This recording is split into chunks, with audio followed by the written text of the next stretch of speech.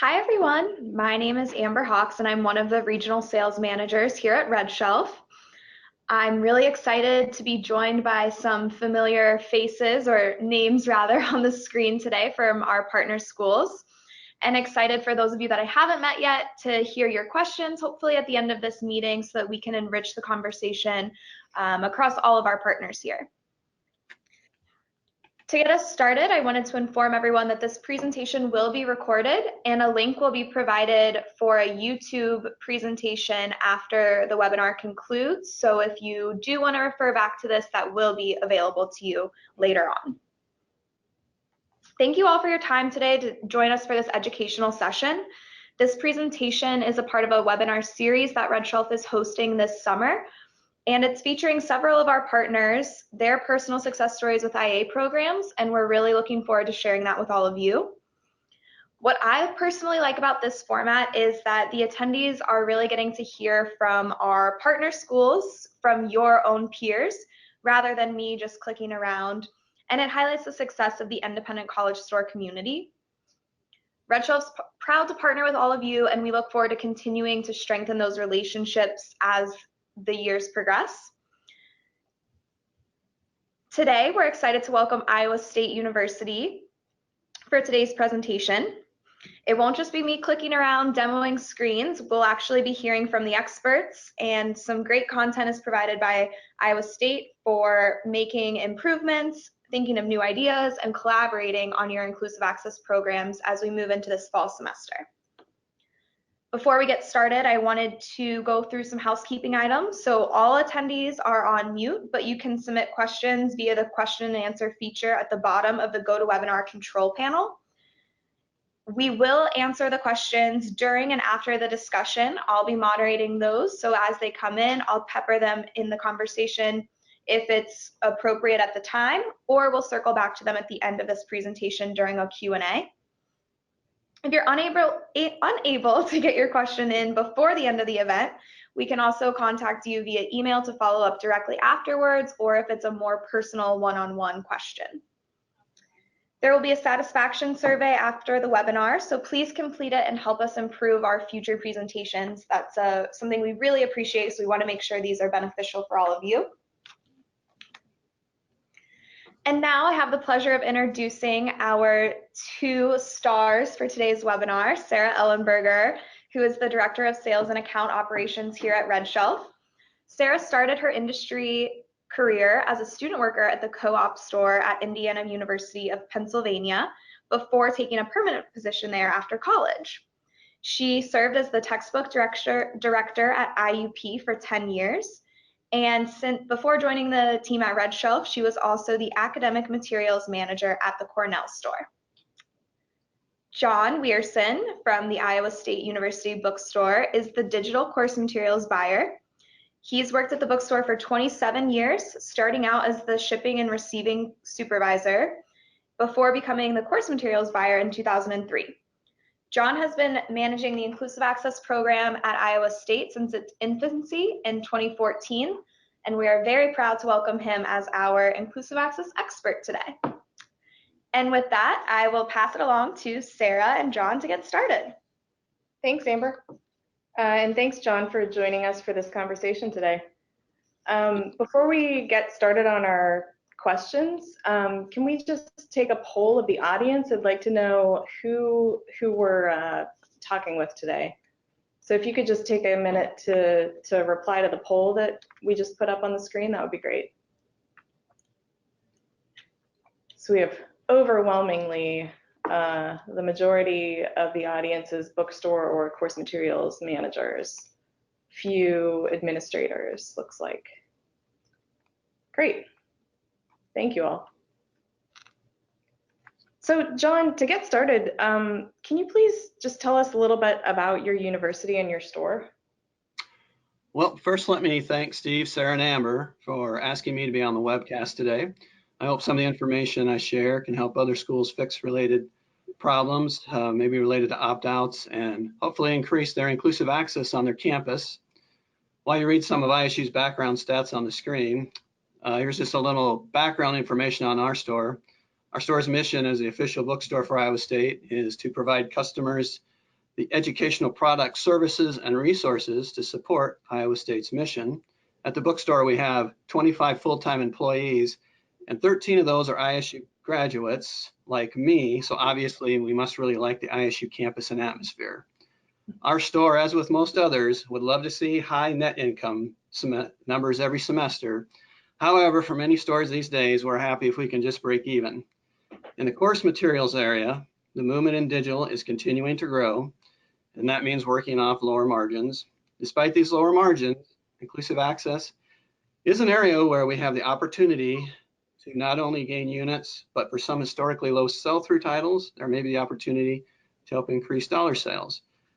Before we go to the next slide, I did just want to let you know that our inclusive access program is branded as immediate access, so I will probably be referring to immediate access as we move forward. Great, thanks, John. So you touched on this a little bit, but can you just tell us a little bit more about how inclusive access fits into the mission of your store and your campus? Sure. Well, as I said, part of our mission is to provide educational products and services. And here, services as being the key word. As far as course materials go, our administration here views this area now more as a service provider rather than a revenue generator. They understand that we are using immediate access to make course materials more affordable and therefore saving students money. And as the tuitions continue to climb, our administration is looking for ways to save students money. The president of the university has actually mentioned us indirectly at the state legislature of how we are trying to save the students money. We have three main goals with immediate access. The first one is to provide digital access to all enrolled students first day of class. Second, use the digital content to improve student learning opportunities. And finally, to save the students money. And that's showing on this leads to this next slide that you see here. It's just a snippet of a spreadsheet that I create at the end of each semester to find out how much money was saved by the students in each course. We list the inclusive price of the title, the traditional physical price, and then multiply that difference by the number of the students enrolled that, but we don't include those that opted out. The price we use as a comparison to RA price is based on whatever product the faculty had us list as required for the previous semester. So if in a previous semester, the Department of Faculty wanted us to make the Looseleaf bundle with the code required, then we'd use that price to compare the IA digital price. And if in a previous semester, the Department of Faculty wanted the access code required over the bundle, then we'd use that price to compare the IA digital price. And if the IA product was text only, then we compared the new price of the text only against the IA ebook price. We then share the spreadsheet with our staff. We share it with the provost and the rest of the upper administration. We share it with our Open and Affordable Education Committee, for which we are members. And we often share it when we do presentations on campus at different departments. And we've also had the opportunity to share it with the Faculty Senate. You know, the bottom line is here, we just want to get our message out at what we're doing to save students money. Great. Yeah, and I love that you included, you know, the reasoning behind how you come to that savings number and what you base that off of from the previous term. It's a good reminder to everybody on other campuses to be, you know, thoughtful and communicative about that. So between the confirmation of inclusive access adoptions and the beginning of the term, there are a lot of important steps that campus stores should be taking to ensure a successful program. And the reason we have John here today and asked him to speak is because Iowa State University has implemented strategies to avoid pitfalls that could threaten the success of their IA program. So John, can you just tell us about your journey with inclusive access? How did your IA program get started, and how has the program grown to this point? Yeah, well, we actually started back in fall of 2012. We were asked by the ISU Director of Academic IT to help find faculty for the Internet 2 pilot. They needed to find faculty who were using McGraw-Hill products, and mainly are looking for technology users. And the director here knew that we collected all the textbook adoptions, so that's the reason he came to us. So we were able to tell them which faculty use technology through the LMS, like McGraw's Connect and Alex. When that pilot ended, there was still some faculty who wanted to continue inclusive access selling the digital content through the bookstore. And so we were looking for an opportunity to jump into this new IA era, and so we agreed, of course. The very first semester, we only had 4 courses through McGraw, but from that time, the program has continued to grow quite substantially. We now include most of all the publishers in immediate access. Last fall, we had 70 courses using immediate access. This upcoming fall, we're probably going to have between 110 and 120 courses. I will note that faculty do need to get permission from the chair or a textbook selection committee before they can enroll their course in immediate access. As the program has grown as it grew through the first 4 years, we managed the opt-out process ourselves. We did not use a third party. The main reason for that was that we were able to self-manage was because the university policy at that time stated that we could only use courses that had adaptive learning courseware. And at that time, our opt-out rate was about 1%. That policy changed a couple of years ago to where we could include ebook content, which we had been pushing for.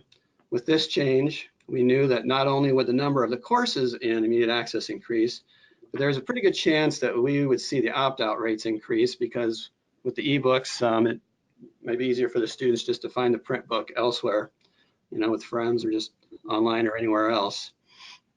It was then that we chose RedShelf to assist with managing the opt-outs. We chose RedShelf because we'd already been selling RedShelf ebooks through our MBS POS system with great results, and RedShelf has just always been great with providing quick customer service. Great, fantastic. So what are some of the biggest challenges that you encounter with courses that are new to the IA program?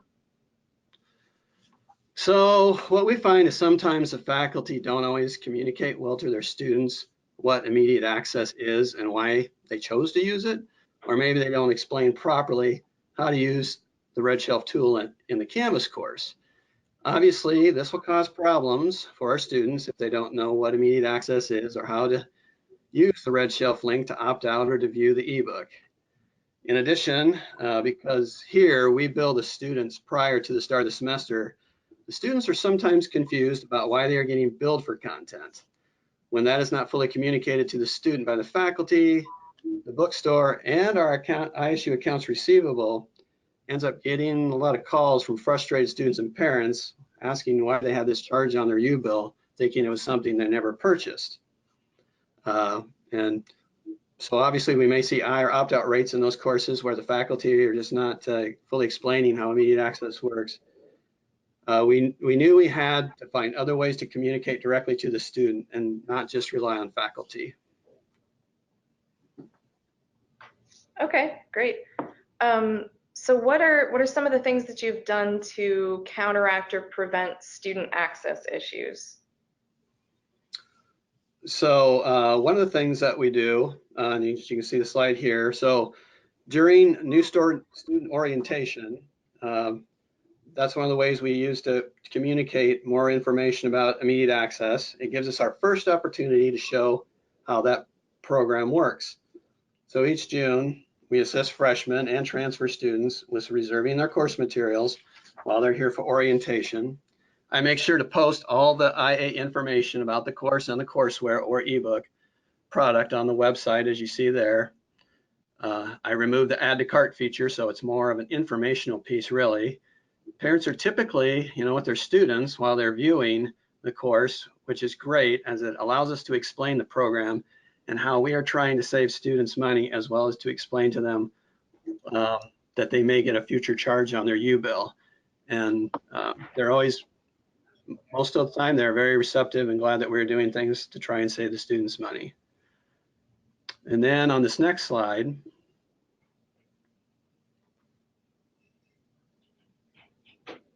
so what this is, this shows another one of the things that we do to try and help communicate to the students. I provide syllabus language with information about immediate access and how to use RedShelf. This language includes information on what immediate access is, how it's saving them money, what charge they can expect to see on their U-bill, and it also shows them how to use RedShelf to opt out or how to view the ebook.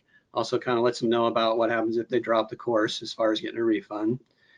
So I provide this for the faculty, hoping that they will then provide this to the students. I try to make this as easy for the faculty as possible. So, I just do this for them and then I send that to them later. And then the other thing that I do as well is that same syllabus information that you see there is emailed directly to the student when I use that email feature that's on the RedShelf dashboard. I like to email a student about 3 weeks before classes start, so it coincides with about the time the bills hit, so that they'll hopefully get the email and see that, and then they'll see their charge and then totally understand why they're getting billed for that. Bottom line is there just cannot be enough communication. I've had other schools contact me when they're starting up new IA programs, and so they're asking me what's one of the biggest things that they should know about immediate access, and I always say communication. Communication is key for the program's success so that everyone understands how it works. Absolutely. Yep, I will second that wholeheartedly. So speaking of communication, or continuing that, what are some of the most effective techniques you've used for getting instructors to do their IA setup and communicate with their students effectively about the program? So usually about 5 to 6 weeks before class, I email the faculty that syllabus language that I showed you early, and then I also email them the information on how to set up the RedShelf tool on their Canvas page. And a lot of that information stresses the importance of creating the Canvas course and enrolling the students into the course. I remind them that the students cannot opt out or view ebooks if they don't enroll their students. I also then remind them that by enrolling their students, that allows me the ability to, again, communicate and email to the students that important information on immediate access and how to use the RedShelf link on the Canvas course. Great. So how do you identify an inclusive access course that might be headed for having issues or problems? Yep. So once the opt-out period begins, which is usually the first day of class, I check the opt-out rates on the RedShelf dashboard for different courses to see if for some reason we're getting some high opt-out rates for the courses.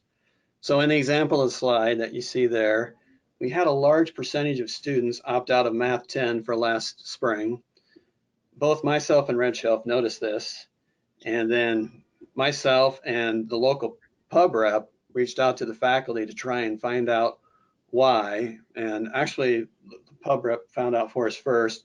But what we found out that we didn't know previously was this was kind of a continuation course. We were billing per semester. Some, but not all the students took the course in the fall and the spring for the same, for some of the same students that were in like a phase A in the fall semester. So they would still have access when they were taking phase B in the spring. So obviously they were opting out. They already had the material there. They didn't need to be charged for that.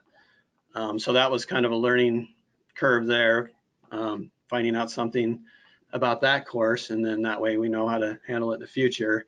And then we'll also have other courses where the faculty have told us they were going to require the adaptive learning courseware, and then we find out later they're only using the ebook.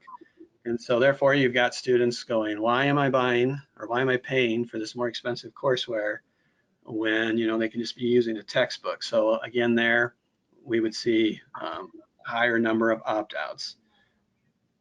And then, so following up then to what we'll be talking about next, our technology and IT department have also been very helpful in helping me catch potential issues. So John, quickly before we get to the IT department, we do have a question that I think would be really great to ask right in the moment here. Sure. So you mentioned that both you and RedShelf had noticed this high opt-out percentage. Do you have a process for monitoring courses before the ad drop date that could be heading towards a high opt-out percentage? How did you catch this? I mean, I just daily just peruse. I just go through it. I can filter it by, opt-outs. And so that's all I do. I just go through there and I start looking to see how many we're having. I mean, for the most part, we've been very, very fortunate since we've been doing immediate access to probably overall maybe just having a 2% opt-out rate over the past few years. So we get something like this that really sticks out, we want to find out right away. So again, we were right on top of it. And I think at the same time, obviously you guys had noticed it too, almost at the same time. So yeah, I just daily monitor that. Perfect. So can you talk a little bit more about how technology and your IT department have played a role in managing IA during the semester? Sure. So we are very fortunate here at the bookstore. We have close relationships with our Center for Excellence in Learning and Technology, and also with our IT department. And that's just one thing, if you haven't forged those relationships, I would encourage you to meet and work with them, because without them, we would not have the success that we have right now.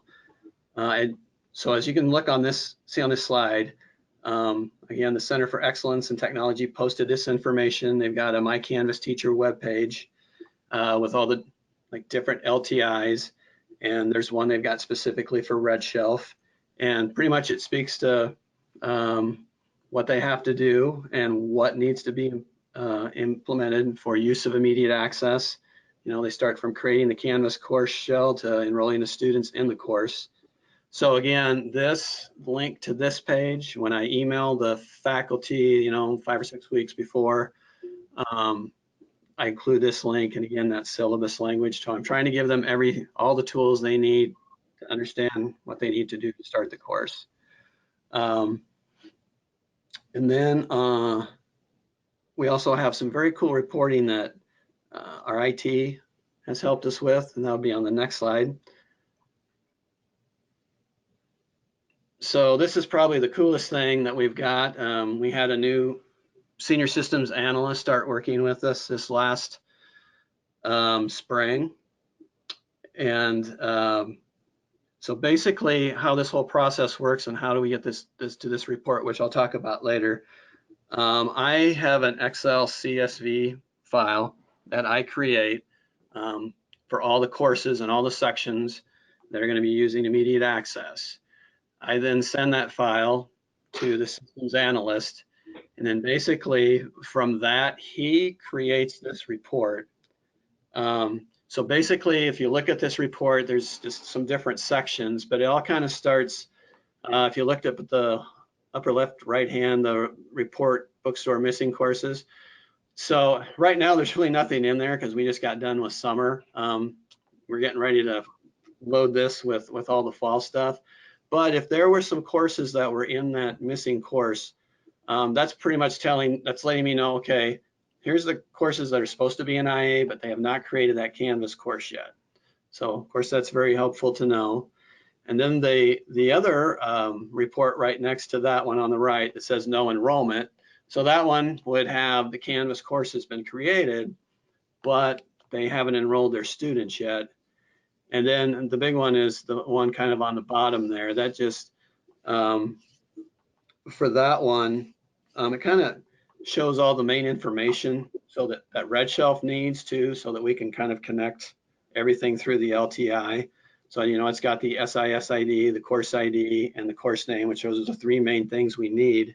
And so basically, I can look at that, and there's a section there that RedShelf's monitoring this too. So once it's live on their end, it shows up there. And so then if I see it's now live there and I go over into that enrollment column and I see that there's enrollment, I know that they are talking to each other and that the students should be able to click on that RedShelf link and be able to go in and view the course materials. Be able to read the ebook or the opt-out. As you can see, I can also see, if the instructors even published the course too. So There's another column you can't see on the very far right. I didn't get in there, but it also says it's just like tool enabled, yes or no, and that's on our end to tell me if they've enabled the RedShelf tool. So this is just, it's been great. So I just kind of monitor it as we get closer. So I know, all right, what faculty hasn't done what. You know, if I see someone hasn't created the Canvas course, I'm going to be getting out there, reminding them again, you know, here's why you need to do this. If I see they haven't enrolled students, I let them know that. And I really emphasize to them too that, you know, I know a lot of them don't like to publish until maybe the last day, so it shows up. But I just emphasize to them that at least get the students enrolled, because then that at least allows me to use that email tool in the RedShelf dashboard to email all those students the information. So again, just in case the faculty's not explaining everything entirely to them, or they don't share that syllabus language, I got an avenue to get directly to the student. So anyway, this has just been awesome, and it's been great working with IT on this. It's helped solve, or help me like take care of a lot of problems and make sure that everybody gets access to RedShelf the first day. Majority of them do, but every once in a while we got some other ones the very first week of class that I still have to pester. But anyway, eventually we get them all on board. Awesome. So John, just quickly here, obviously with Canvas, some of these words are nuanced and specific to the LMS on your campus. So published, right, no enrollment, and those types of things. True. The main benefit of this dashboard, of course, is your bookstore transparency into what's really going on inside of the LMS. And there are probably different ways of accomplishing that across the different systems. So what is your best advice for, you know, regardless of the outcome and what it looks like for each of the individual schools on this call, what was the way that you approached your IT department to get their buy-in to help you with this type of project? Well, again, we're pretty fortunate to have close relationships with a lot of those departments on campus. And because of our immediate access program, there were some people that were on an LMS enterprise committee that thought, you know, we need to get somebody from the bookstore on this committee too, because a lot of these LTIs that have to go through security, that have to get vetted, you know, a lot of them are publisher ones. So they need our input about what's going on, you know, what faculty are using it, why they need to use it. So, you know, IT, you know, was there, and they were just, you know, very happy to work with us and let us know, like I say, what kind of like CSV file and whatever they needed to get started for that process. So again, it just goes back to, you know, making sure you have those close relationships with those other departments on campus. Great. So speaking of publishers, actually, how do you leverage your relationships with the publishers and your publisher reps to help meet your goals for your inclusive access program? So again, even with our local pub reps, and pretty much for all the publishers, we're very lucky to have good relationships with a lot of them. Quite a few of them, at least for a couple of the big pubs, have been here 7 or 8 years. And we are very transparent with each other, and they do help push sales through the bookstore. Especially, we've all got this one goal to help each other to get sales, and doing this through immediate access is one of the best avenues. So twice a year, in April and October, and the local reps and then some of their managers, they come to the store and they meet with our course materials team. So what we do is we discuss what went well the previous semester and what we need to do to help each other increase sales the next semester. But before we meet with the publishers, I run this sell-through report, which we call it the publisher performance report. So it's kind of like a grading report to look at all the courses. So we can look at all the sell-through. We can target those courses, you know, that, you know, we had low sell-through, but man, you look at, you know, things that are over $200, which, you know, no student should have to pay for that. So those are the ones, you know, we really want to target for immediate access. So like on this spreadsheet too, they're kind of color coded. So, you know, if they're just white, that just means we only sold or or rented, they were just a printed version, that's all it was. But you look at the Esposito, you can see there's like 18.88% sell-through. If the titles were green coded, that means we offered the print version and then the RedShelf ebook version as well. Of course, the ebook versions for the author, you'd see the full name. So then, like for the Pew title, if you added those percentages together, you come up with around 41%. So we know for that title, we're getting about 41% sell-through. And then if they were color-coded in yellow, it means that the students had 3 choices. So for the Mary Abbeys, you look at that. Could have been the bound version with the access code, could have been the Looseleaf version with the access code, or just the code alone. And so, you add those up and, hey, we're pretty happy with that one. It's, it's about 98%. So again, we share all this information with the publisher, and they're transparent with us too.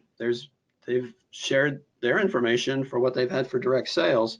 So then combining those two together, we can really see what's going on. I mean, if together we're not getting anything, then we really need to find out from the professor, are you really requiring this or not? Or is it just optional? That's, it's great that we can work together like that.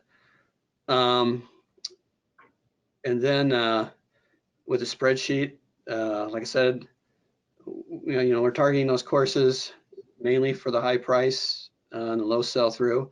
We tell them that for the pricing to be effective and to lower the chance of opt-outs, especially for ebooks, that IA price needs to be lower than our used rental price. Because that's usually the store's lowest price out there option for a student. Of course, in theory, it's supposed to be the lowest price available, in independent or in immediate access. But anyway, we know, you guys got to get it below that used rental price. And so after we have these meetings, then we reach out and we target the faculty.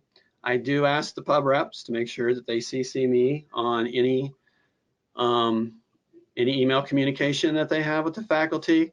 A lot of times that's just because of pricing.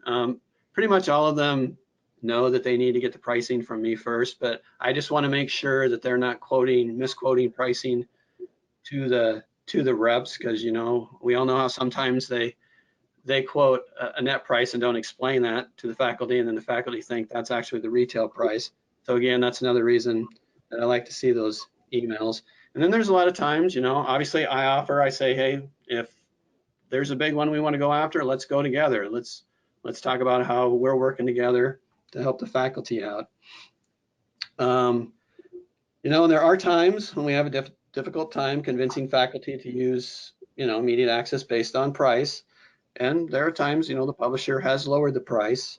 And just, the initial price doesn't have to be the final price. I mean, the faculty definitely, they're there to negotiate. If they're not happy with that price, they have every right to ask for a lower price. And then, I mean, we've had a couple courses where, the publisher lowered the price and the faculty still didn't want buy-in. So, I mean, there's times when, okay, if you're going to lower your points even more, I'll do it on my end and lower my margin too. Because if it's a really large course out there, we definitely want to get it into immediate access, I mean, we're still able to gain sales, because of the large number of units sold for those classes. And I did want to add that for some faculty that may be hesitant to use IA, we have reminded them that RedShelf has a top tier accessibility component to their platform, so that, all students, hopefully are able to use it. RedShelf has built their platform around accessibility, and our own ISU accessibility director has met with their accessibility team, and they've been very pleased in that respect. So, some faculty do have questions about accessibility too, so we're happy to be able to provide that information. So in summary, the publisher performance spreadsheet, I mean, it's worked out really well for us and the publishers in finding these candidates for immediate access. I think we've only had really one faculty member in the last 4 years that just was not a good candidate at all, and so was not allowed to do immediate access again. It happens, right? Mm-hmm. Yeah, and I just want to support everything you just said about how, how important it is to have good relationships with your publisher reps and to communicate clear expectations, to them around what you need for your IA program. So that's great. You obviously do a fantastic job of that. At the end of each semester, how do you take the success of your program and leverage that to build more momentum for inclusive access? Yep, so every year we create an annual report that we share with the provost and the administration, department chairs. So the slide that you see there is a page from the annual report showing the savings that we had for the academic year for 2017, 2018, and then some of those courses. Then if we move to the next slide, we just kind of got a little flow chart showing how the immediate access program works. We use the savings spreadsheet that we did show earlier at the beginning to market the savings initiative to the campus. We share the information pretty much with all the important stakeholders on campus. And then on the next slide, we like to do a shout out to those faculty that have gone into immediate access and really saved students a lot of money. As you can see, this one was for our marketing 340 class. Saved students a lot of money. I mean, it's a close to 1,000 enrollment, and we were really able to get the price down on that. What we found, and probably what most of you found at a lot of other colleges, is in the School of Business, a lot of those business books are really high price. So when we're able to get that price down, and that was one that used a Courseware, it's great. So we really wanted to let the faculty and the department know that we really appreciate you going into this program. And just also, the bookstore works closely with our Open and Affordable Education Committee. That committee is made up of some of our own bookstore folks, including me and Heather Dean, our course materials manager. There's OER librarians, faculty, and then the same folks from the Center for Excellence in Learning Technology. So collectively, we also share our savings together, so administration can see all together how much money that we've been saving through the immediate access program and OER. And again, course material affordability is a campus-wide team initiative. So again, those relationships with IT, library, Center for Excellence in Learning Technology, Accessibility Committee, we're pretty much part of a lot of those committees. So again, that's helped a lot. And of course, we couldn't have our success without the great staff that we have here at our own bookstore. It's not just our course material staff. We've got great director and management leadership, and our marketing department's awesome, as well as our own. And like a lot of couldn't do stuff without our own in-house IT person. So really, everyone at our store, even our own student staff, have been ambassadors for immediate access because they're all informed on how it all works too. So, and then of course, RedShelf couldn't do it without you guys. I mean, you guys have always been great. If we've ever had any issues with anything in immediate access, any technology issues or anything, you guys are right on top of it, trying to figure out what the issue is, and you get it back to us, very quickly. Usually within a couple hours. So really appreciate that. Awesome. All right. Well, I think that's all my questions for John today. I think we have some questions from the audience that Amber's going to share with us. We do. So bear with me. There's several questions here, so I will get to as many of them as time allows for. So John, to get started here, someone from the audience asked, how did the Open and Educational Committee get formed? And how did your bookstore get involved to participate in that committee and have a voice to, illuminate the inclusive access program or immediate access program? That actually happened.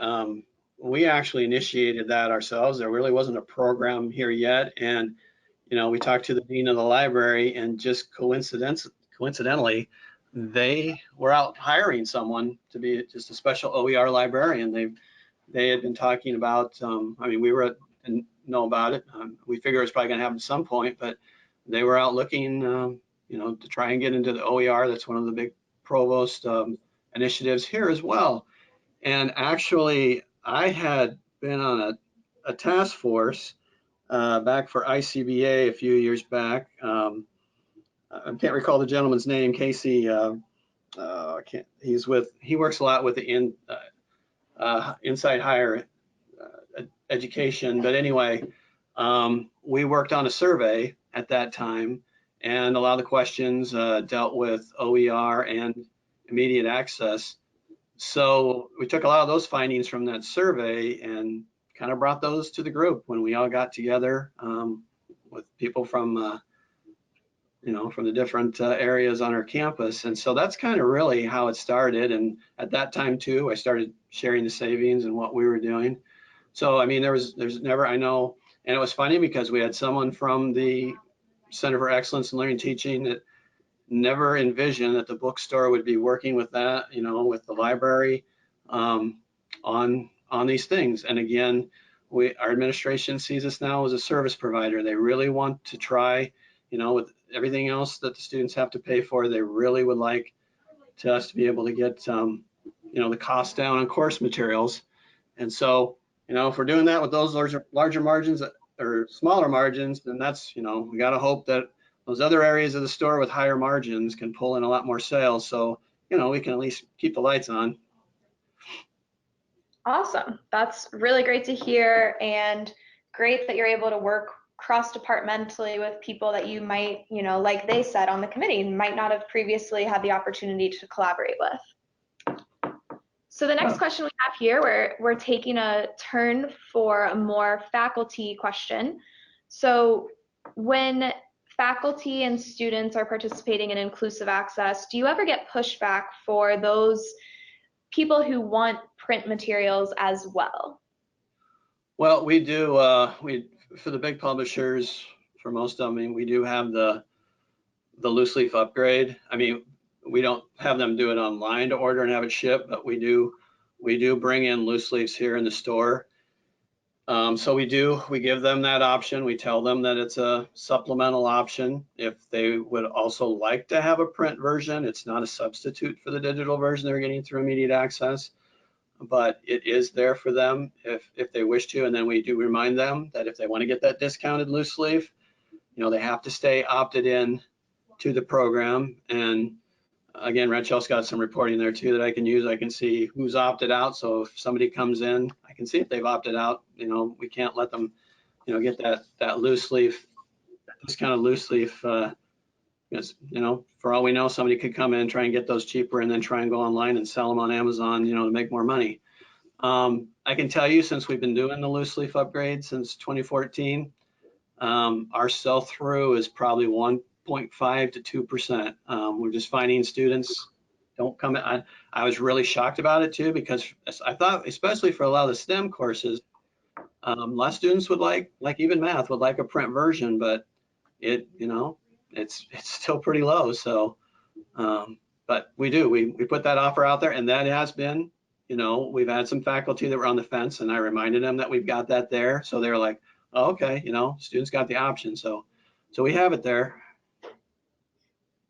Awesome. So it sounds like you're definitely, we have a follow-up question to the print upgrade, so I'll get to that in 1 second, but it sounds like you're definitely offering it. It's just not something that's widely received, which is probably good for those of the audience members on the call who are considering offering the print and might need some information on whether that was a good use of your time or not. And the other reason we like to at least have some print on hand is obviously accessibility reasons. We may have some students there who have accessibility needs. And in that case, you know, I feel like, and I hope the publishers feel the same way, like we don't need to wait for the opt-out period to start. Like, let's give them, you know, the benefit of the doubt. They may need that loose leaf now to get started. So we do have that occasionally. We just kind of double check with the Dean of Students Office and accessibility to make sure that student's listed, you know, under their listing. So anyway. Awesome. And do you carry, for those print upgrades, are you carrying all publisher editions, or do you pick and choose which ones to carry? No, I mean, it's usually whichever one is the discounted one that comes with, with whatever that title was. We don't bring in any other editions or anything else like that. Okay, perfect. And there are some cases where some of the publishers, they don't offer the loose leaf. So, if a student does decide they want a print copy, they'll just, have to find it somewhere else. Okay.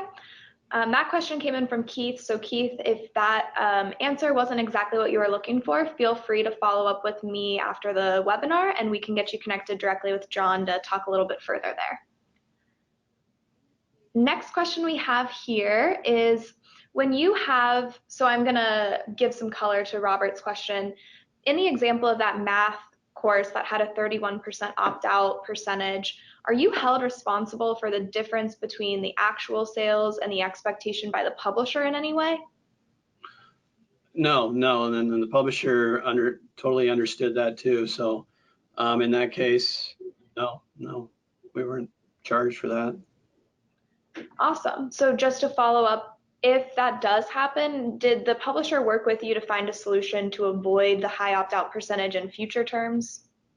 Yeah. I mean, we've talked about it, and so for this fall, we'll provide, different wording to the faculty and the student on what they need to put in there to make sure everyone fully understands just how it works. I mean, like I said, those students opted out, and we didn't have an obligation to pay the publisher since they opted out. So it was just a unique course. We've never had one like that. So I mean, it's possible it could happen again. I mean, we'll obviously try to get the language in there and make sure the faculty, everybody understands it. But yeah, it was just kind of a one-off there. Sure. And that goes into Kathy's question here about continuation courses. So with that one-off example, is that the only example of continuation courses, or do you have other examples? No, we do have we have a few other continuation courses. We maybe have 4 or 5. And so with those, we did get the special, lower pricing discount because it was set up that way. And with those, we're pretty fortunate. Again, we're working with some IT folks and accounts receivable. So they've built some logic on their end. So we give them some parameters and ranges of when the student might be needing that access after the first purchase. So if they need it again for the next semester, the way the logic's built, it'll go back and it'll find if the student was already billed for it, and then it'll make sure that they don't get charged then for that following semester. I mean, there's some that'll slip through, but we work on those one-offs too, as far as getting the student, if they do get charged again, making sure that they get credit. For the most part though, and they provide me a report too, AR does, that shows me all the students that weren't charged. So I mean, that's been pretty nice too. Awesome. And so for Kathy's question specifically, she was asking about the timing of that notification. When do you at the bookstore know that a course is going to be continuation? Is it usually at the first section of the course that's running, or do you not find out about it until the second section is offered? Well, I mean, I usually know way ahead of time if it's going to be a continuation course, because we've negotiated with the publisher, the faculty has, to make sure that they get that better pricing for those 2 semesters. I mean, that whole math thing was just kind of we just found out the first semester, but for the most part, we know way ahead of time. I don't know if that answers your question, if that's what you were asking. Yeah, that's helpful. And Kathy, if you need some strategies on how to potentially find out ahead of time, or how to work with your professors or publishers to identify those courses, again, we can follow up one-on-one. So reach out to your RedShelf representative and we can help further with that. Yeah, and those courses they're gen ed ones, and they're traditionally, I mean, we've kind of known they're set up as continuation courses for quite a while. It's just, except for the Math 10 one. Yep, perfect. And we've got one last question. So this is in regards to the policy on campus that you referred to that initially only allowed for courseware to be included in inclusive access. can you talk a little bit about how you advocated for ebooks to be included and why your store saw that as a benefit? Yeah, so we have the Provosts Undergraduate Council here, which is made of quite a few faculty. And so the vice president of business wanted us to work through them. We just, again, we didn't want any faculty or anybody just going, hey, I want to do this. We want to make sure that they were vested in it. But they also want to make sure that it made sense for the student. So at that time, they kind of viewed, it's online homework, so it's required. So, they pretty much almost have to have it. So that was, they knew they had the opt-out, there's the federal mandate to be able to do that. But they weren't as concerned on that, they were worried about taking away student choice, but it can't, again, because the homework was required. That's at that time, that's what they said. They didn't want ebooks because now we're maybe taking away choice. Anybody, they can get an ebook from a friend or, get it online or wherever else. But then, we talked to them more. We talked about, like I said, on the School of Business, a lot of those management, marketing, finance books, man, even when we do rental, you're looking at $170, $180. And we were like, we've talked to the publishers, we can get these for like $45, for the students. And when they looked more at the affordability aspect of it, they were like, let's just do this. So that's kind of how that all evolved. Awesome, that's great to know, and hopefully the asker of this question is able to get some of those affordability type examples that you guys had to push for the inclusion of ebooks there. Yeah, no, and again, I've been amazed even with the ebooks, our opt-out rate's been around, like 2% for those. So, I mean, the publishers, have been working hard to get the prices down. So, yeah, it's been great. Awesome. Well, I believe I've gotten to all the questions that are currently submitted. Again, we'll be on the line for the next 30 seconds or so if you want to type in any last minute questions here. But to end this presentation, I wanted to inform everyone that the recording will be available on RedShelf Solve, which hopefully is all of our partners. You guys know how to get there, but it's just solve.redshelf.com. It'll arrive via email within 1 day. And if you have, again, any other follow-up questions, feel free to reach out to your RedShelf representative for more detailed information, or feel free to email hello@redshelf.com.